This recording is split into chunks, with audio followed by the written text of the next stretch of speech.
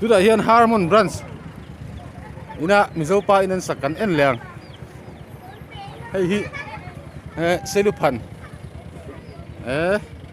apui hle mei selu phan vana pa pasal tha vana pa hei hei hi Japan Ralen Lion sipai lukhum chu ni hi kan lo fiat lo takin heng hi hei selu alo oma helai selu phan an ting chi kha ni om tak ania lai hian tar kul mai Mizo pa in rep rop khop mai hei an ni kan phang kul zelang heng lai de hian hei salu lian pui pen lo tar phung maya an ni po hi hei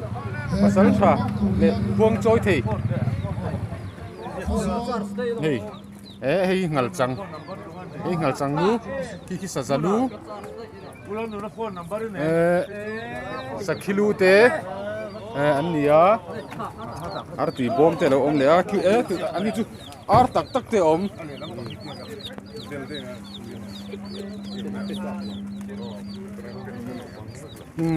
hei tleng rel ania ati dan chu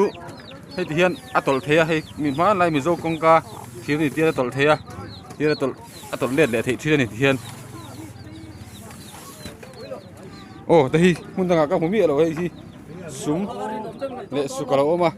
tianga hian tuk tin line bon denga ei khop zel an deng chop zel set hi ani a hei hi ompong hei no fe akan man thin ang hi ni ta po hei ti u ma lo oma hei fian pui te fen thir te bu tlei te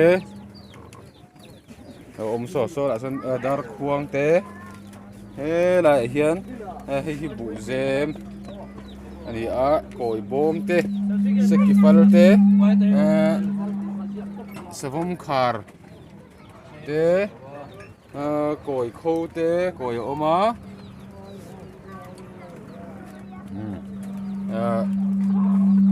hi bol man la bol an man tin ai ati hen pet thin yom tak ani pai per ani a hi chuan hi vom tlak fei vom tlak fei hi muzuk fei ani a muzuk fei hi sathar ki ania nal khop mai sathar ki puma phon thul te ro oma in rapui chung sang an lon teng rapui chung sang hi hei khum ai lo oma lai khum ai ni